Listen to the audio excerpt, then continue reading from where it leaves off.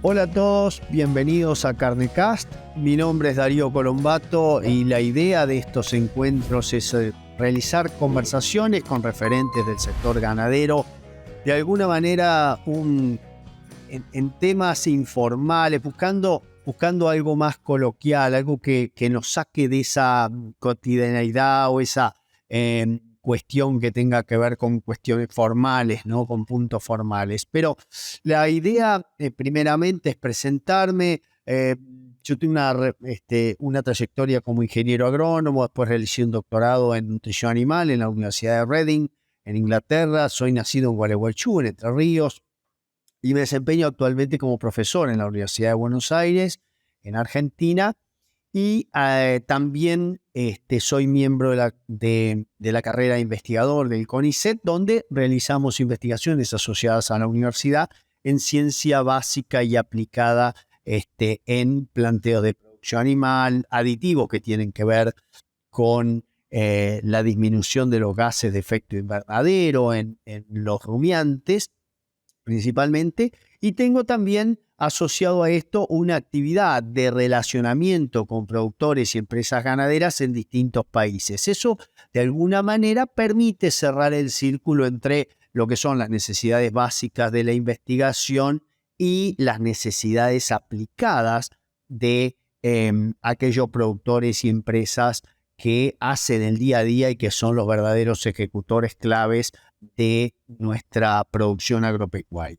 En este primer encuentro para mí es un placer poder estar conversando con Marcos Vigu.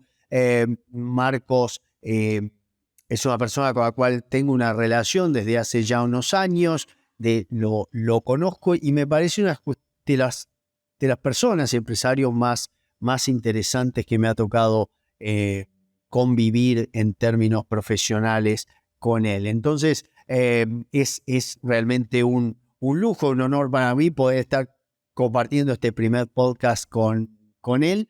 Aprovecho darte la bienvenida, ya nos tuteamos hace un tiempo con Marcos, darte la bienvenida, Marcos, y pedirte que te hagas una somera presentación tuya, así podemos conversar tranquilos. Bueno, de entrada, bueno, muchas gracias por tu presentación. Es un orgullo tener ese lugar, entonces, en tu amplia carrera. En realidad, mi profesión también es de ingeniero agrónomo. Yo nací cerca de Gualeguaychú, pero del otro lado del río, en Uruguay, en Dolores. Y siempre me he dedicado a los negocios que están vinculados al campo, pero con una vocación, te diría, mucho más agrícola que ganadera. Si bien puedo decir que desde que arranqué siempre la relación con la ganadería y el Uruguay es muy fuerte.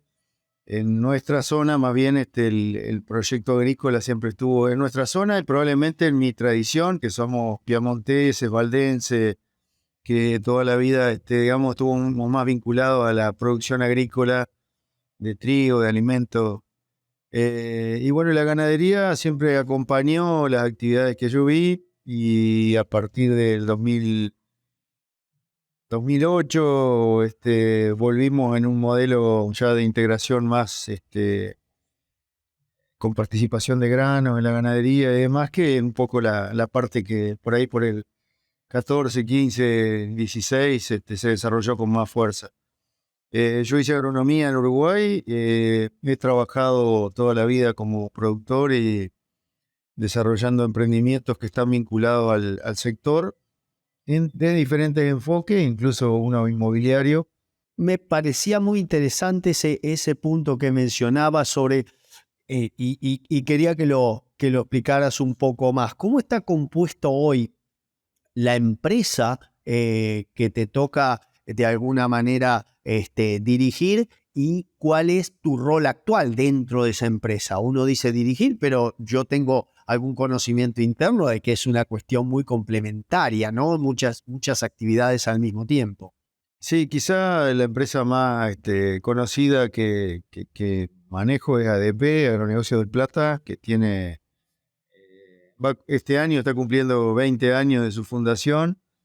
y que fundamos en sociedad con una familia argentina, Copatel, y que hoy en día manejamos solo desde la familia nuestra, con más participación, algo nuevo, porque yo durante años fui gerente de una empresa en la que no había ningún familiar, ninguno, solo mi señora trabajó en el inicio y un montón de años en la parte de comunicación, pero después no tenía, y ahora el modelo ha pasado a tener 3 de mis hijos también trabajando ahí. Y bueno, eso es una parte, te diría que hoy es uno de los desafíos más grandes, pero en esa empresa hacemos mucha agricultura, hacemos mucha agricultura en Uruguay con criterios de diversificación de riesgo, incluso regionales, o sea, estamos sembrando en 11 departamentos de los 19 del país. Particularmente un año muy seco, muestra que esos diseños que a veces uno hace y tienen como un fondo teórico que a veces parece que no se valida, llegan los momentos donde el clima o la realidad de negocios muestra todo su potencial y te das cuenta que esas cosas tienen sentido, porque hay zonas donde no ha llovido muy bien, a pesar de lo chico de Uruguay.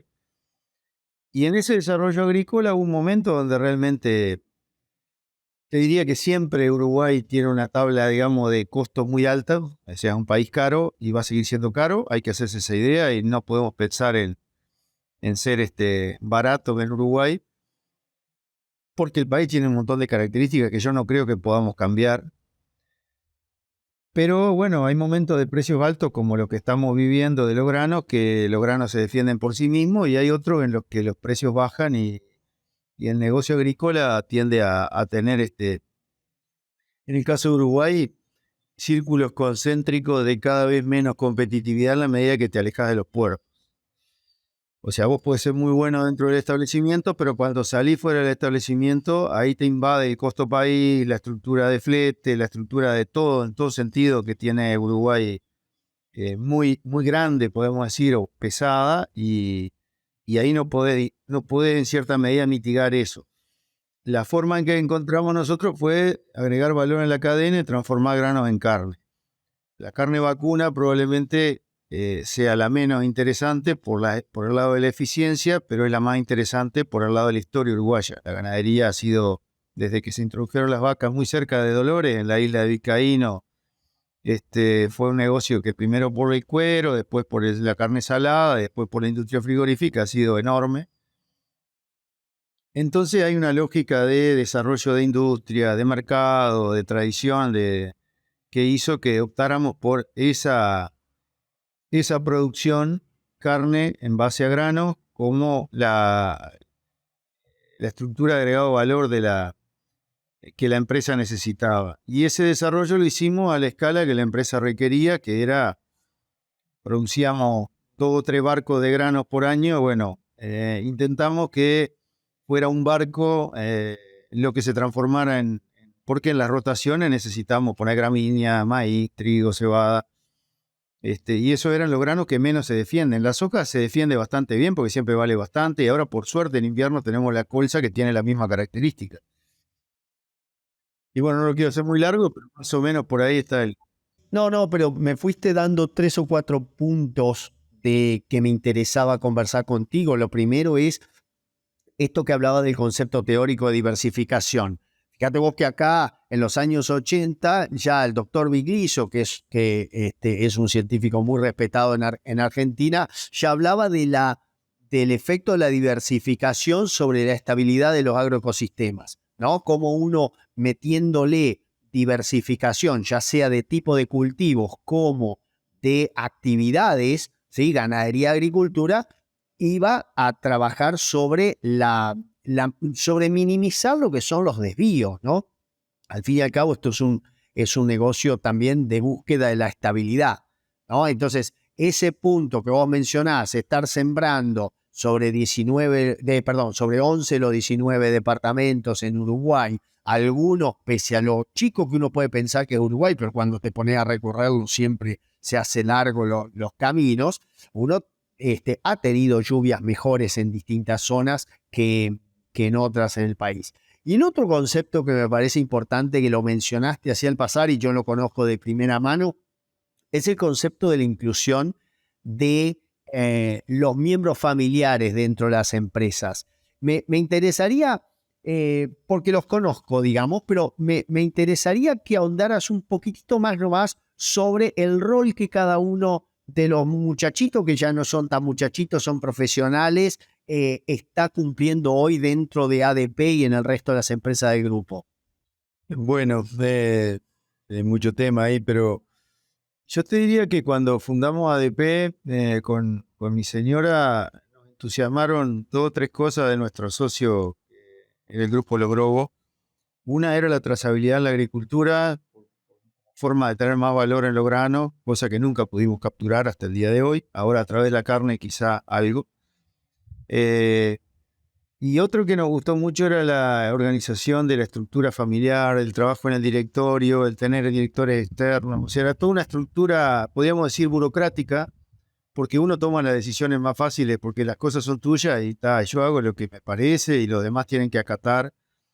Y eso tiene temporadas en las que funciona muy bien o etapas de la vida donde uno tiene la energía suficiente y la capacidad y el tiempo. Incluso el resto de la familia te acompaña porque los hijos son chicos, porque vos podés, o estás metido en un modelo que realmente todo el mundo entiende que es lo fundamental. Pones toda la energía, tomás todas las decisiones y no tenés que andar perdiendo tiempo explicándoles a otros.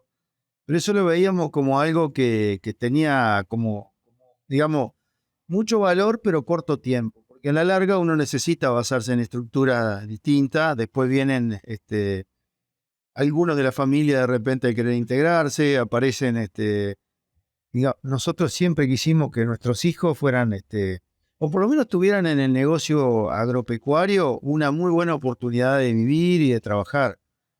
Entonces en ese modelo o en esa idea, ir construyendo un envase donde esas nuevas generaciones puedan participar, siempre fue una idea bastante presente.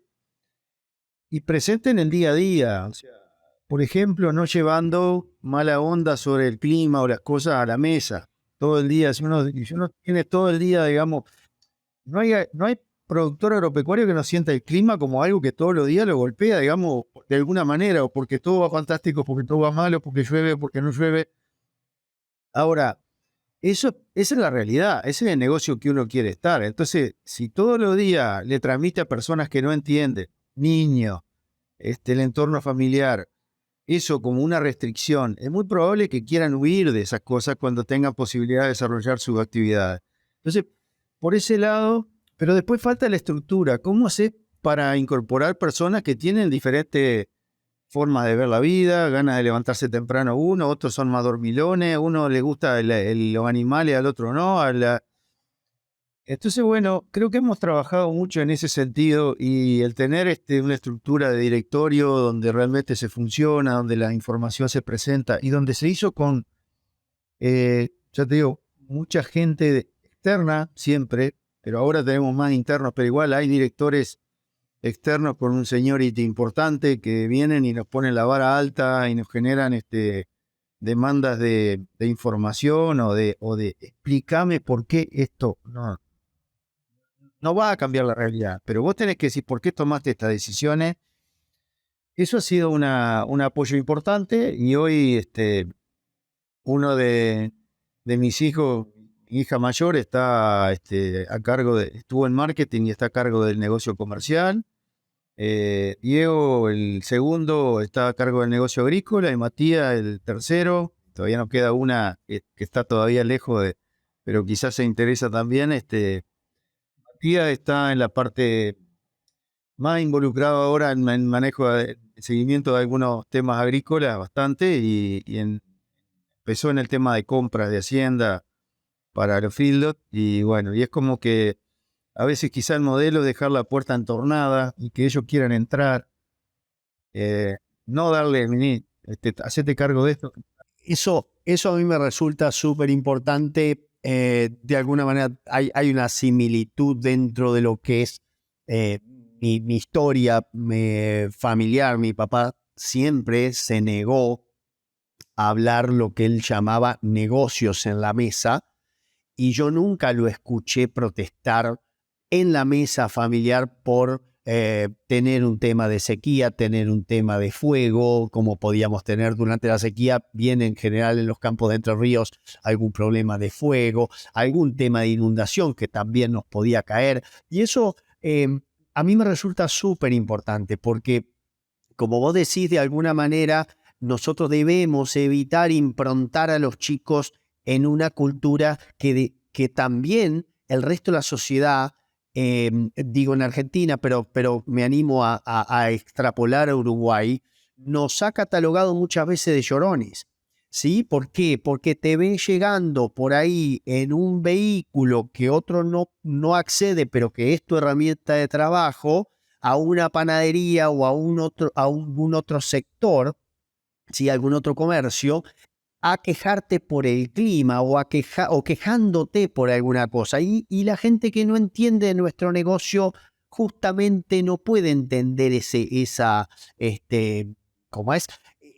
Ese sentimiento que uno tiene por ahí de angustia, pero que no es el lugar donde uno debe por ahí mencionarlo, o tratar de explicar cuál es la situación para todo el sector productivo, si hay una sequía o hay algún tipo de problema. Entonces, creo yo que es bien importante el hecho de que a los gurises, como decimos del lado entrerriano, a los chiquilines o a los changos o a donde sea que nos estamos refiriendo a los niños, uno no los impronte con una visión negativa.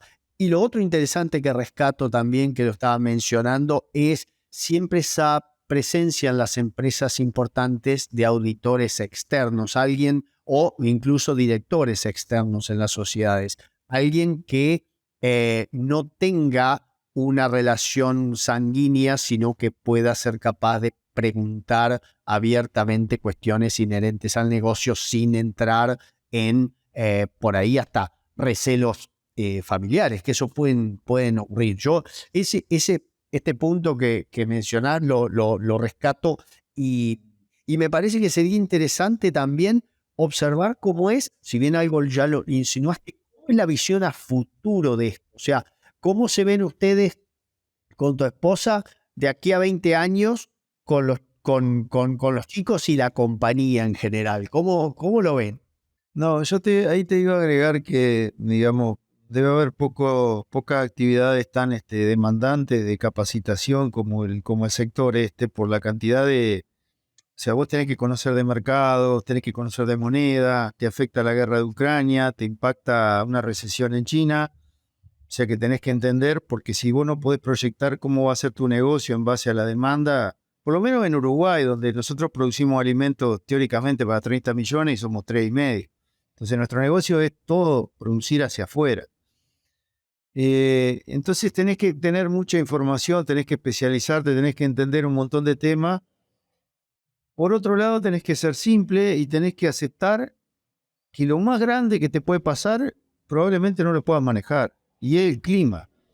Entonces, pensar que eso es algo que vos no podés controlar o que podés controlar en cierta medida y hiciste todo lo posible para mitigar los problemas, creo que ayuda a entender lo que vos decías de que alguien en la panadería te vea de una manera u otra. Está bien, pero el principal tema, en principio, es tu casa, tu familia, cómo llegaste todos los días y lo otro que me parece fundamental es que las personas que dirigimos los emprendimientos tenemos que tener mucho contacto con otras industrias, entender otras cosas. Porque también digamos, expresar hacia afuera que nuestro negocio es totalmente difícil, inviable, imposible de manejar, expulsa inversores, expulsa personas que podrían ser muy buenos aliados en tu negocio. Entonces, hay que tener, por eso te digo, esa capacidad de buscar fuera de tu actividad. Cuando vos te encontrás con alguien que, yo que sé, está en el software, como me pasó a mí en algún momento, y desarrollamos aplicaciones y una empresa para hacer aplicaciones para celulares, vos te das cuenta que hay todo otro mundo que te ve. Entender cómo te ven ayuda mucho digamos, a crear una estructura más resiliente probablemente en el sector. Y démosle 20 años porque la expectativa de vida va mejorando año a año y el clima va a mejorar de acá en más también. No, sí, yo por ese lado no, pero Nosotros somos muy optimistas con relación, mirá, y también la semana pasada había una reunión de Global Farmer, que es un grupo de productores de todo el mundo, donde vienen alguien hindú. Yo conozco gente a través de ese grupo, pero siempre del sector. O sea, vos ves que la demanda, los problemas y las cosas son siempre como un embudo, digamos, que nos hacen de discutir temas parecidos. Lo que cambia ahí es el envase del país. Y ahí realmente cuando voy a esos eventos valoro mucho más el Uruguay, digamos, como un lugar donde uno tiene restricciones sin duda, pero tiene una gran oportunidad.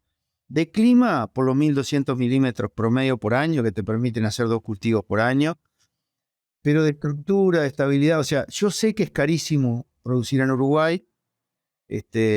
Basta cruzar a Gualeguaychú y te das cuenta de la cantidad de cosas que tienen costos totalmente, desproporcionadamente diferentes, pero tiene una cantidad de ventajas que si vos querés hacer de la actividad agropecuaria una forma de vida y una buena forma de, digamos, de desarrollarte y desarrollar la gente que está alrededor y el entorno, la verdad es que Uruguay tiene un montón de... Nosotros somos muy optimistas con el futuro de los negocios, entendemos que van a cambiar mucho, que vamos a necesitar integrar muchas nuevas competencias, no sé si industriales, porque yo en realidad prefiero seguir en el sector en el que estamos, digamos, probablemente, pero te diría que lo vemos con mucho optimismo. Y para nosotros uno de los principales desafíos es cómo hacemos este paso familiar, digamos, cómo transmitimos o cómo logramos que las tensiones que son razonables y siempre pasan entre hermanos, entre tíos, entre padres,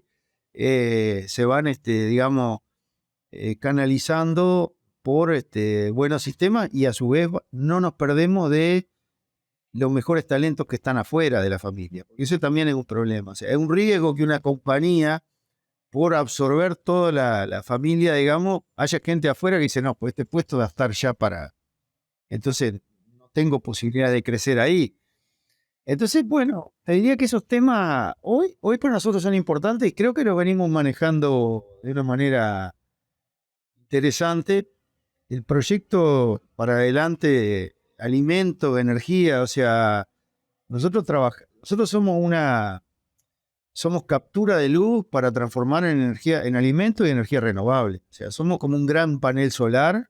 La fotosíntesis para nosotros y si la fotosíntesis termina en un producto, en el combustible de un auto, como el diésel renovable hoy, que parece una cosa fabulosa, o termina en alimentos para las personas en Filipinas, como tenía de visita el otro día, importan el 65% de los alimentos que consumen y son 110 millones de personas. Bueno, lo que va a pasar, porque en realidad la creatividad de la humanidad es impresionante y los procesos, o sea, hay como una rotura de ciertos compartimientos estancos que había antes entre productos. Ahora los productos terminás sacando del alcohol un producto que sirve para combustible de avión. En realidad es increíble. La sustitución de los plásticos por renovables va a ser un paso gigantesco para el consumo de nuestros productos. Entonces, la veo muy bien. El tema es si uno realmente puede mantener esa competitividad en los negocios, que es fundamental. Porque estamos en el negocio de commodities, claramente. Ahí te encontrás con digamos, algo subyacente que ya lo mencionamos, que es la necesidad de capacitación. Cuanto más uno esté capacitado en las distintas áreas, más fácil van a salir esas soluciones tecnológicas o mejor vas a poder capturar las oportunidades. También, y eso cierra un poco el aspecto familiar, la importancia de generar estas competencias y estas capacitaciones de forma tal de no competir entre los mismos miembros de la familia, sino que estar cada uno en una avenida, pero buscando las interacciones. Y eso me lleva también al punto de decir, bueno, ustedes como empresa, algo contaste al principio, es decir, una de las formas de capturar mayor valor o darle mayor valor a los granos fue a través de los desarrollos de los encierres, ¿no? de los confinamientos, los feedlots, porque la empresa de ustedes no produce terneros, sino que se interacciona con criadores o recreadores para comprar ese recriado y llevarlo a gordo. Y me interesaría que nos cuentes en pocos minutos cómo es esa estructura de interacción con criadores y formas de capturar valor de los granos. Digamos, es muy simple. Nosotros le pedíamos $100 a una hectárea agrícola, por ejemplo, hace 10 años atrás, ¿no? Hacía el Excel y le pedía $100 y era bastante difícil de... Y llegado en determinado momento dijimos, bueno, ¿qué pasa si ponemos los granos dentro de... Le empezamos a pedir $100 a cada animal, a veces lo logramos, a veces no lo logramos. Y después pasamos a un razonamiento, bueno, ¿cuántos animales tendríamos que tener para que seamos un proveedor interesante para una industria de tamaño? Y nos dijeron 35.000. Y entonces como que viste que quedó. ¿Y cuánto grano consumen 35.000 animales? Bueno, un número grande es 1 tonelada de grano cada 100 días por cada animal. Entonces, ese razonamiento sencillo encadenó un montón de decisiones. Bueno, vamos a ir a esta cantidad de animales, vamos a consumir 35.000 toneladas de grano, que después pasaron a ser 50, 60. Lo vamos a hacer en diferentes lugares porque la ventaja es que estemos cerca de donde se produce, porque ahí es donde realmente vos lográs impacto en el ahorro y después la hacienda te la levantan. O sea, y por ahí se fue encadenando el proceso. Y en definitiva, yo qué sé, es como complejo, pero simple a la vez que vos tenés la estructura y empezaste los equipos empiezan a trabajar con esa visión. Y la tentación es ir un paso más adelante en la cadena. Pero en realidad, cuando uno mira hasta acá, todavía nosotros estamos en un negocio que conocemos, manejamos, y es muy, digamos, parecido, podríamos decir. Porque hasta la ola de calor que nos afectan en la agricultura también te están afectando en la ganadería. O sea, hay muchas cosas que se parecen. El proceso industrial no. Ya cobrar, dividir el animal, encontrarlo. También hemos intentado hacer cosas porque entendemos que la trazabilidad tiene un... Pero la verdad es que ahí hay una barrera que es, nosotros hemos sido muy buenos, podría decir, por el balance en negocio de commodity, donde la clave es ser campeón en costo por tonelada bajo. O sea, vos sos campeón mundial en costo bajo por tonelada, vos no te saca nadie del mercado. No te saca ni un americano, ni un ucraniano, ni un argentino. Ahora, los negocios de valor, producir carne para altísimo, yo qué sé, guayú, por ejemplo, que producimos guayú, pero termina en el frigorífico nuestro negocio, y colocarlo en un mercado, en una boutique y venderlo a un precio, eso ya es otra cosa, o producir vino de renombre, o no sé. Los negocios de valor tienen otros componentes que nosotros no son los que las competencias que hemos desarrollado probablemente. ¿Eso quiere decir que no lo podemos hacer en el futuro? No. Pero bueno, entendemos que somos especialistas en un negocio que ya de por sí bastante complejo. Y vinculado a esto que veníamos conversando, Marcos, una cuestión muy interesante de la empresa es la interacción que se va logrando entre las distintas actividades, tanto la ganadería como la agricultura. Te decía hoy, conozco a la empresa que no es una productora de terneros, sino que se nutre de la producción que hacen otros de terneros o incluso de animalitos recriados para entonces empezar a generar un valor agregado tanto en lo que es la transformación del grano como justamente la venta de ese animal en vinculación con la industria. Sí, eso es bien interesante. Mira, una característica que yo creo que tiene nuestro desarrollo es la búsqueda de lo simple. Nosotros siempre entendemos que para hacer algo nuevo debemos tratar de simplificar algo que venimos haciendo, porque si no después es como eso de tener un montón de pelotas en el aire. O sea, quizá yo no lo sé hacer, pero he visto que largarla es bastante sencillo, pero después mantenerla y mantener la atención cuando tenés más se transforma en algo bien complicado. Entonces, simplificar siempre fue un objetivo bien importante y en la agricultura lo hicimos mucho con la siembra directa, con las rotaciones. Pero frente al desafío de resolver un tema de negocio, como era el bajo valor de los granos, la ganadería fue una solución. Y ahí se despertaron un montón de interacciones que han sido muy buenas. En principio, hay muchos más productores ganaderos que agrícolas, en Uruguay por lo menos. Entonces, la posibilidad de encontrar gente que tenga disposición a asociarse en alguna parte del negocio, por ejemplo, generar el tipo de ternero que el corral necesita, que te permite que transformen dentro de la ineficiencia del vacuno más eficientemente, o el tipo de recría que hace que cuando entra un corral el animal no solo sepa comer, que es fundamental si es prendido de ternero, sino que también no haya perdido tiempo en su crecimiento, lo que después le penaliza, digamos, la conversión. Todas esas cosas que hemos ido aprendiendo y con tu aporte siempre hemos ido incrementando, digamos, el conocimiento. Tiene todo un componente de mayor complejidad, pero mayor interacción, y por la mayor interacción más oportunidades del negocio. Por ejemplo, en este momento estamos con una sequía bastante crítica en montones de lugares. Nos jugamos mucho a correr la fecha de siembra, pasamos a maíces de segunda. Nosotros como agricultores estamos intentando ir a maíces a 38 y no a 76 porque generan más biomasa, usamos menos herbicidas, tenemos, digamos, menos costos por ese lado, pero también menos carga de agroquímicos en el suelo. ¿Y qué pasa? Los maíces a 38 están mucho peores que los a 76 ahora porque realmente se usan todo el agua de entrada y no llovió más. Entonces, bueno, lo que hubiera sido una decisión bastante catastrófica hace unos años atrás, hoy es una alternativa que no queríamos, porque nosotros queríamos producir grano, pero de repente vamos a terminar teniendo un buen silo.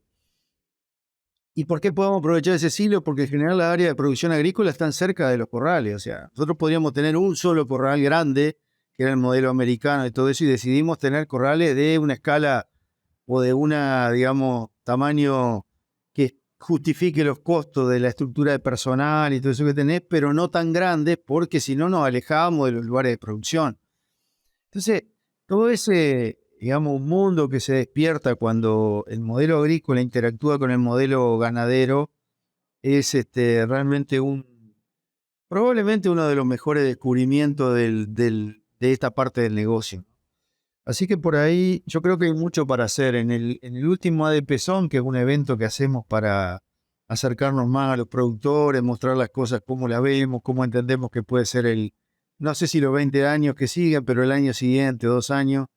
El año pasado tuvimos a un productor de toro de Estados Unidos que nos dio un montón de parámetros, digamos, de cruzamiento terminal que nos generaría una mejora de eficiencia productiva. Ahora, nosotros no tenemos ni vaca ni toro.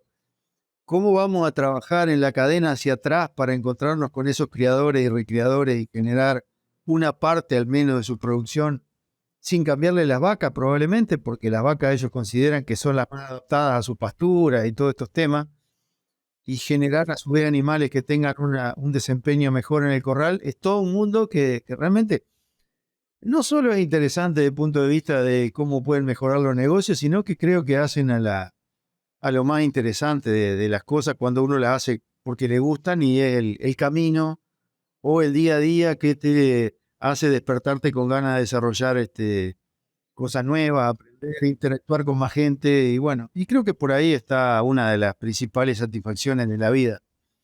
Fíjate que esas interacciones acá, y ahí es donde diferenciamos mucho la ganadería como proceso de lo que es un Excel. El Excel, por definición, como programa, es lineal, ¿sí? No permite interacciones porque te aparece ese error de referencia circular, viste, que nos volvía locos a todos cuando justamente aparecía y no te permitía seguir. ¿Y por qué hago esta analogía? Porque fíjate vos que en esa charla de Pezón, que de alguna manera complementó una que hicimos anteriormente hace 2 años, con la comunicación dentro de los eslabones de la cadena, Cuando uno incorpora un cruzamiento terminal sin cambiar las vacas, como bien decís, porque es el capital del criador y el criador considera que esas son los mejores animales más adaptados a esa zona en particular, uno va a tener terneros o debería esperar terneros más grandes, de mayor potencial de crecimiento, que a su vez puedan incrementar el requerimiento de las vacas, porque en producción de leche. ¿Sí? Porque esos terneros van a ser más demandantes. Y ahí se genera toda una nueva oportunidad en donde empieza a haber técnicas de manejo o tecnologías que no o permitan no mover el tipo de vaca, pero al mismo tiempo permitan expresar la genética de esos animales nuevos, de esos terneros, que en el caso de la performance en el feedlot nos permitirían disminuir la cantidad de alimento por kilo de carne producida, alargar los procesos de crecimiento, o sea, más tiempo de deposición de proteína, ¿sí? Con menos, si querés, energía destinada a producir grasa, que en algunos mercados es muy apreciada y en otros mercados no es tan apreciada, ¿no? Y se generan nuevas interacciones que son sumamente interesantes. De pronto, el desafío para nosotros va a ser encontrar a esos productores disponibles. Sí, me decías. No, incluso también si querés más marmoreo, probablemente haya que definir hacia dónde cruzar también. O sea, eso es tremendamente interesante. Pero por otro lado, uno tiene que hacerlo en concordancia con un montón de productores que a su vez tienen sus desafíos. Disponibilidad de forraje, tipo de campo, historia. Entonces, bueno, por ahí. Pero de vuelta, interacción no es sinónimo, pero en nuestro negocio más interacciones es una señal de más oportunidades para asumir los cambios o los cambios o lo que el mercado te pide o lo que el ambiente te limita. Es súper interesante porque recién cuando lo mencionabas al tema del marmoreo, un tema que en mi caso personal me viene ocupando hace bastante tiempo, no solo por el caso del Wagyu, que también habíamos charlado un poquito y que será probablemente tema de otro encuentro, pero fíjate vos que acá en Argentina en poquito tiempo nomás ya va a haber frigoríficos, estamos hablando de un mes, 2 meses, que van a empezar a pagar por parámetros de calidad de carne, ¿sí? Asociado a un mercado específico que le está pidiendo marmoreo. Y eso está dado a su vez por características de desarrollo de la industria, de medición de caracteres en la res, objetivos, tal que permitan ese tipo de pago por calidad. Y a mí me hace acordar siempre, como hace 10 años, uno empezaba a hablar de marmoreo en charlas así para productores y por ahí te decían de golpe, y no, pero eso no te lo pagan. Pero es como ustedes cuando empezaron a trabajar no solo con siembra directa, sino con rotaciones, es decir, y no, capaz que económicamente hoy no tengo ese beneficio, pero tanto el cuidado del suelo como la búsqueda de la calidad y la genética en los animales son trabajos de largo plazo que quizás no lo estamos viendo nosotros en un horizonte de un trienio, pero sí lo estás viendo cuando estás pasando ya o estás apuntando a otros mercados o a otros momentos de venta, ¿no? En lo que es el futuro. Eso lo estoy viendo con mucha atención en Argentina, inclusive, que en teoría somos todavía o estamos más lejos de muchas cuestiones de trazabilidad o de muchas cuestiones de apertura de mercado por cuestiones, digamos, que no vienen al caso, que tienen que ver más con políticas oficiales de otro tipo, ¿no? Bien, de acuerdo, totalmente de acuerdo. Pero eso yo creo que como cierre a esta charla, me parece que es súper interesante dejar ese mensaje de que cuanto más interacciones uno encuentra dentro de las distintas unidades de negocios, pero más que nada asociados hacia afuera, ¿no? Decir, bueno, ok, agricultura y ganadería uno no es que lo domina, pero es el métier propio de uno. Ahora, cuando empezás a encontrar, ok, ¿cuáles son mis interacciones con la industria frigorífica? ¿Cuáles son las interacciones con otras industrias? Quizás me están pidiendo un subproducto del maíz que, como recién mencionabas, puede, y ya de hecho lo sabemos, reemplazar parte de la producción de plásticos que tienen un tiempo de biodegradación mucho mayor a estos productos de origen biológico. Y ahí capaz que encontramos un montón de interacciones nuevas. Se encontró con la industria papelera. Tenés un montón de subproductos en la industria papelera que nosotros podemos usar como fuente de fibra, ¿sí? Para el ganado en engorde, como también como combustible para alimentar calderas que a su vez nos permiten procesar mejor algún tipo de grano también, ¿no? O sea, calentarlo para hacer los procesos de tempering, los procesos de steam flake, procesos que a priori serían carísimos, hechos a gas natural o a electricidad, pero que pueden ser un poquito mejor o más económicos si son realizados con otro combustible que es el subproducto de otra empresa. Eso me gustaría que lo cierres vos como ese mensaje de las interacciones, ¿no? A nivel empresarial. No, yo creo capaz que eso lo ataría más con lo que dijiste de los 20 años. Cuando vos te pones a pensar un poco la cantidad de cosas que van a venir de la captura de luz solar a través de las plantas y la cantidad de productos, tanto para alimento como para hacer objetos para nuestro confort, como para mover nuestro vehículo o las oportunidades, o sea, uno no puede ser más que optimista con el futuro. El tema es estar preparados, con la cabeza abierta, y yo insisto con un modelo que tiene que ser por un lado simple, pero a su vez muy receptivo de lo que son otras industrias. Parece que hay que entender mucho qué está pasando porque hoy ya la conexión es tan grande que perder de vista eso, nuestro futuro puede depender de una industria que se está desarrollando hoy y que no era importante, pero que en 10 años se transforma en el centro, como está pasando con tantas cosas que hace 10 años no existían o casi no. Entonces ahí esa capacidad de adaptarnos y bueno, de interactuar y de entender que realmente estamos en el lugar correcto, en el momento indicado, me parece súper desafiante, pero muy lindo a la vez. Sí, y produciendo alimentos que, fíjate vos que esta crisis mundial de la pandemia nos enseñó que si hubo algo que no se detuvo en ningún momento fue la producción de alimentos, porque podés estar sin comprarte el último celular por un par de meses, pero no podés estar sin comer por más de 48 horas. Y eso fue para nosotros una enseñanza. No se detuvo la producción de alimentos, pero tampoco se detuvo y creo que incrementó la sacada, digamos, de disponibilidad de la tierra agrícola en el mundo, porque la gente ahora quiere vivir más separada, quiere tener su casa de veraneo o de estar, y eso siempre, el 90%, la mayoría de los casos sobre tierra agrícola. Entonces, es increíble digamos, la oportunidad de aquellos países y lugares donde esta captura de sol a través de la agricultura se puede transformar en valor.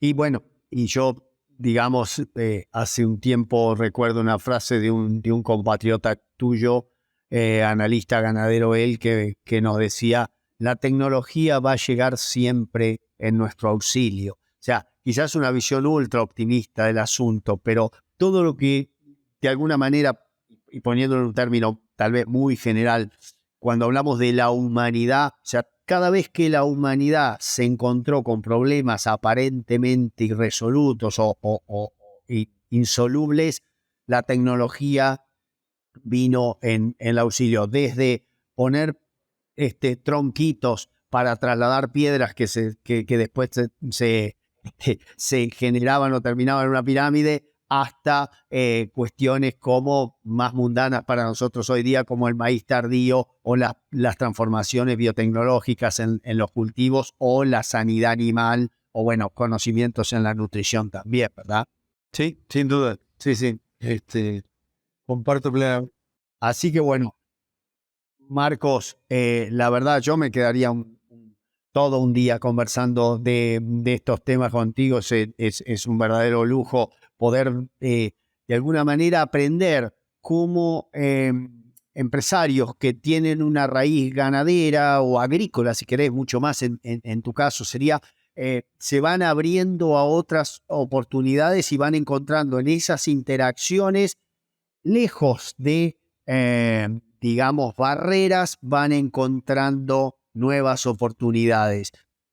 Esto ayuda a la apertura mental, ayuda a entenderse entre distintos sectores, y un mensaje también que a mí me quedó y que lo pasamos ahí, es cómo uno, a partir de entender lo que está haciendo el otro o tratar de justamente de aprender cómo es ese otro negocio, también aprende a comunicar cómo es el propio, qué dificultades tiene que lo hacen único, pero también qué otras ventajas y gustos nos da, porque a todos nosotros que hemos compartido recorridas con equipo y con equipos de otras empresas también cuando vamos, nos encontramos dentro de un mismo paraguas, que es ese paraguas de la pasión por estar en el campo y por discutir si este maíz está más lindo que el otro, si el grano hay que partirlo, dejarlo entero, si el feedlot tiene que tener tal mixer o tal otro modo de procesamiento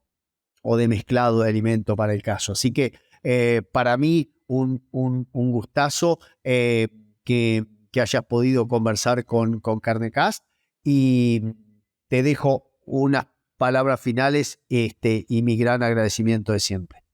No, el agradecido soy yo. Uno va pensando y muchas veces estructura lo que viene o la estrategia cuando tiene tiempo para intercambiar estos momentos. Por ejemplo, pensar en que va a haber una actividad nueva como este podcast. La verdad es que te genera un poquito de, digamos, de desconfort, o podría ser, y a su vez te hace ordenar la idea, y eso para mí siempre ha sido muy valioso. Por supuesto que intercambiar y bueno, tenemos más que claro que tenemos muchas cosas en las discusiones en común y eso, y bueno, espero que haya sido de utilidad, y gracias por la invitación. Muchísimas gracias a vos, y con esto vamos a dejar finalizada esta conversación con Marcos Guigu, empresario agrícola, ganadero y muchas otras cosas más de Uruguay, con una impronta que creo yo debería ser de alguna manera escuchada y, por qué no decir, imitada por muchos empresarios de Sudamérica y del mundo también. Ya que estamos, nos agrandamos un poquitito más, pero siempre hay que escuchar a la gente que piensa de modo diferente. Yo creo siempre, y esto se lo escuché a gente decir, en el disenso está nuestro crecimiento, ¿sí? Cuando alguien te puede desafiar desde un punto de vista o te puede ampliar un poquito tu base siempre limitada de no solo de conocimiento, es cómo vamos a crecer. Bueno, muchas gracias y hasta cualquier momento.